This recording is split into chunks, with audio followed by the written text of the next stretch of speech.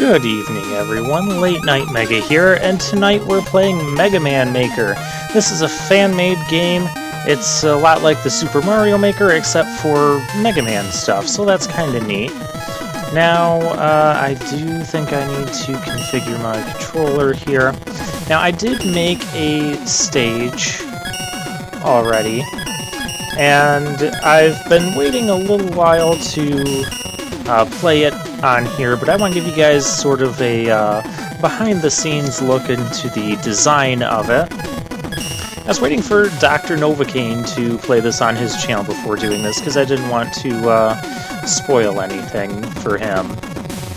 Of course, he could always choose not to, but he wants to watch this video, but anyways. So yeah, I was waiting for that, plus I've been working on other projects, so yeah, I had a good excuse to stall. And now that Dr. Novocaine's played my stage, now I don't, so now I have to record this. So, let's go... Oh, that works. Whoops. Okay, maybe I just can't use the controller for... Yeah, the controller does not like the menu. Alright, let's go to my levels. Error occurred. That's my levels. There we go. Don't touch anything. It has a score of 1. Thank you, Dr. Novocaine. We'll go ahead and play that. And we are loading the level. Okay, and Sparkman is what we're going to be, or who we're going to be fighting. So you'll notice right away that this stage is quite different. Go into our menu, we have Skull Barrier and Rolling Cutter. So when I saw Dr. Novocaine, some of his other stages, I noticed that, you know, if you have Skull Barrier on, you can stand on spikes unharmed. I also noticed that, I'm not going to change in the menu because that would be deadly. I also noticed that whatever weapon you have as the first weapon will have infinite ammo. So those two features kind of make this stage possible. Now the third thing that makes this possible is if anything touches the Skull Barrier, you explode! Isn't that awesome? So that is the gimmick for this stage. And so these guys, now what you can do is you can let your Skull Barrier pop in the air and then respawn it before you crash into spikes. That is an option. This stage, a lot of it is about knowing where to go fast and where to not go fast. That one got Dr. Novocaine, that box there. That can be kind of tricky, so do make sure you jump over it. Now, the first time you go through here, I don't know what it is, but this thing doesn't let me slide through like this. So there's a pattern, especially in this section, of going fast, going slow, going fast, going slow. So go fast. Okay, maybe I just have to start right away. I know you can slide under both those things. Ah, yes, there we go. So here you kind of want to slow it down because you've got the stairs there. You've got tellies coming after you. You go ahead and take care of those. Once that goes, there you go. Now this section, I believe, is the toughest part. And there's a few ways you can handle this. Not handling it the greatest. Okay. So you can scroll the bunnies off the screen, and that'll get some of the chaos. Now, one of those whirling things, they're going to be, yeah, there's 2 of them in the air. That was one we took care of. The other one is going to actually come out from under the spike. So if you try sliding, he's going to come up and pop your barrier as you're sliding, and then you explode. You can get through this without abusing invincibility frames. I did want to design it like that. That's why you don't see a whole lot of enemy spam, because I don't want you taking advantage of invincibility frames too much. These Nightmare Frogs up here, yeah, they're going to be a problem. Now another thing you can do is, come on down, you can slide under these, if you're in the right position, you can slide under them with the skull barrier up. And we're going to go ahead and slide. And this is the part where we'll wait for the tellies. Now, you don't have to quite do it like that, but that's how I do it. Scroll the bunny off. Yeah, you can see that guy coming up from under the screen there. Oh. I believe that this is the toughest section. That part with the frog there is the toughest section in this stage. And it might take me a few tries to get it. But it can be done. But there's a reason why I kept it. Oh, I was pressing the button to respawn it. That would have been fine there. There is a reason that I wanted that to be the toughest section of the stage right there. At least in my opinion, it's the toughest section. Alright, so scroll the bunnies off the screen, beware of the carrot, and take out that guy. That was very poorly timed. I promise you that can be done even if I don't demonstrate it on screen. Just take my word for it. Alright, I'm going to try a quicker way. A quicker way of dying. So yeah, as you can see, this is a puzzle stage. And so, yeah, once I saw those three things, the three elements that we needed, I'm going to wait. I knew that I wanted to build a stage like this, preferably before anyone else has done this. I don't know if anyone else has done this type of stage yet. Yeah, the other thing you can do is once that guy is far up enough, you can just kind of jump on top of him and you can respawn your barrier. I wanted that to be a really difficult... Okay, apparently you can do silly things like that too. I wanted that to be a really difficult part because so far it's been all flat, no bottomless pits, or, well, there was the one bottomless pit, but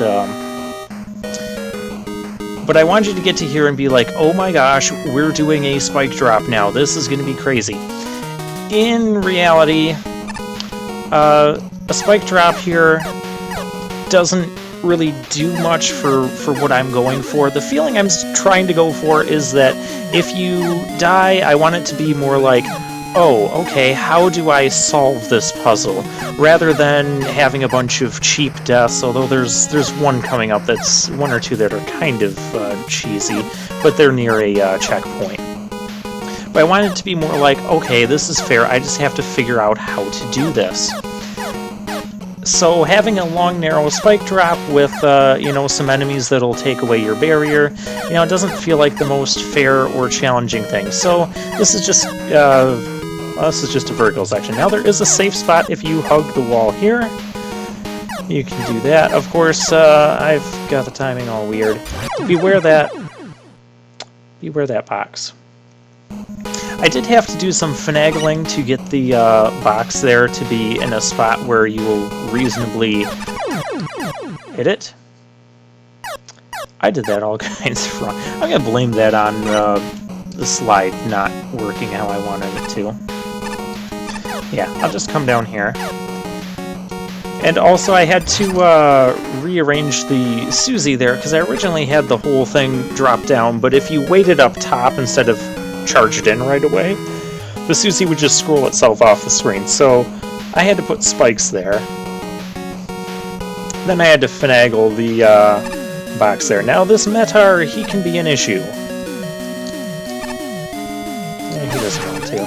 So the goal here is to try and get you to go fast and then run into that thing as it shoots you through the floor. Now when I first designed this stage, I did not intend for that to happen, but when I was playtesting it, that actually happened to me, and as soon as I figured out what happened, I'm like, oh my gosh, I am so keeping that in, because that's great. There's another safe spot there. You can ignore that guy, he's just there to kind of make you scared. Now this involves some timing, some jumping, because we do have bottomless pits here, and this was also something unintentional. This, if you go really quickly, the screen will freak out on you with the transition and all that. And it wasn't intentional, but again, I designed it, and I designed it to get in your mind. And so it worked perfectly when Dr. Novocaine went through it. And he started freaking out at the awful, terrible screen transition. But I kept it in that way because, you know, I wanted you to freak out like that. Plus, it's a 100% safe drop, so no reason to do it that way. Now we have a telegenerator, which is exactly what we want to see in a stage like this. Again, take it slow for here. Now there's a crazy cannon here. If you go quick enough, you can avoid him like that, or you can kind of wait him out.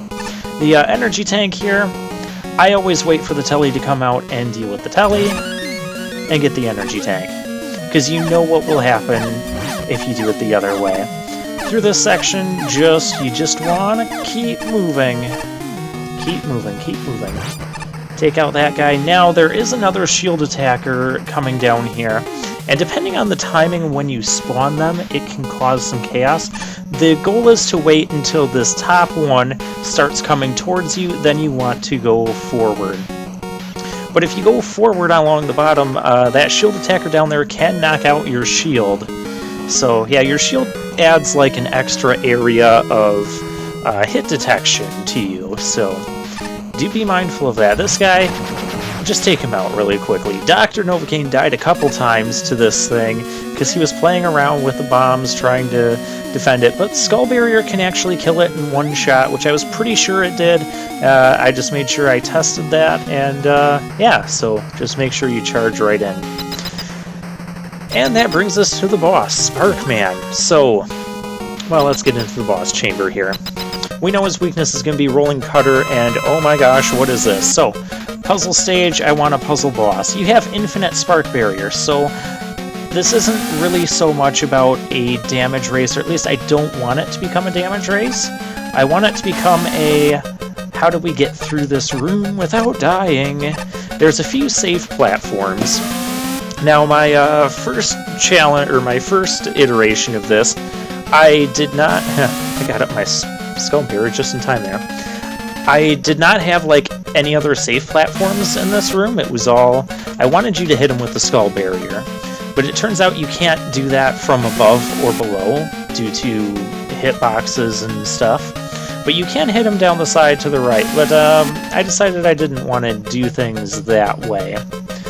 So, and I had no safe platforms, and so that ended up being not a very good idea. So there's two ways you can battle this guy. Both ways kind of involve the Yoku block there.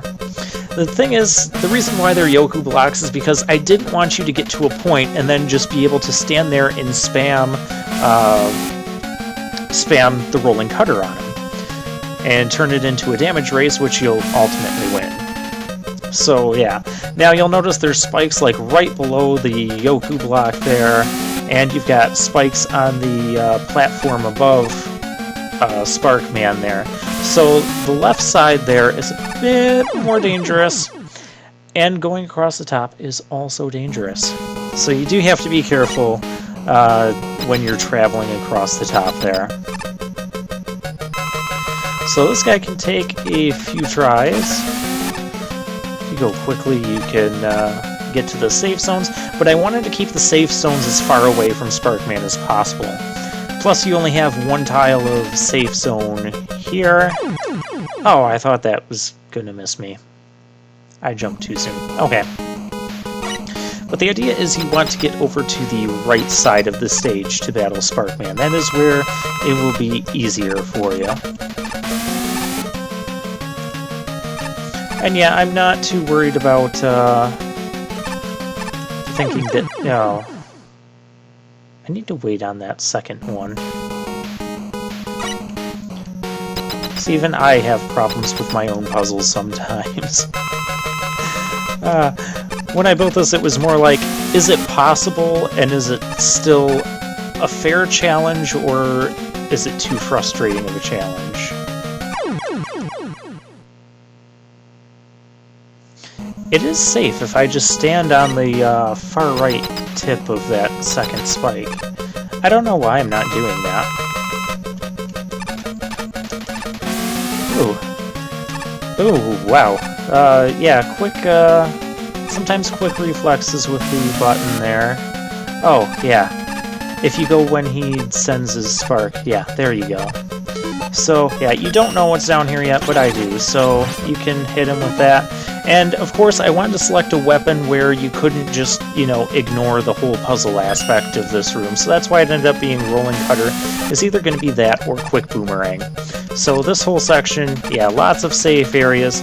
Still a couple that aren't. Hey.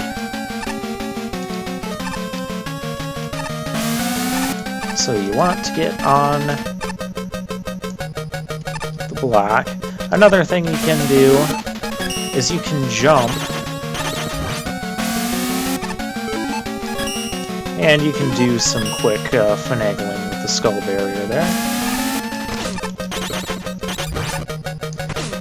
Another thing you can do is miss him entirely. That's an option. So yeah, once you fall down, you can just slide through there. You're safe on that whole right side.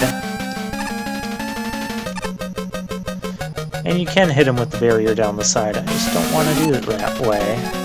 I'm going to use the Rolling Cutter. Once in a while, I can get 2 hits off of him with that.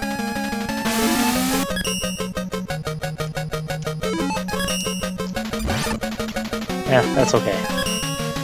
Didn't want to risk landing on that spike, although it's not directly above the spike, so that can make a difference too.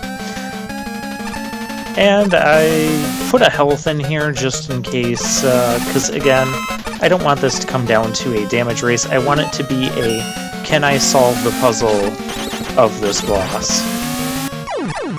And there you have it.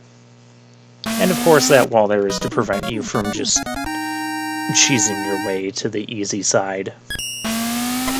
So yeah, this is, yeah, that is, Don't Touch Anything by myself. I might play some more stages, I don't know.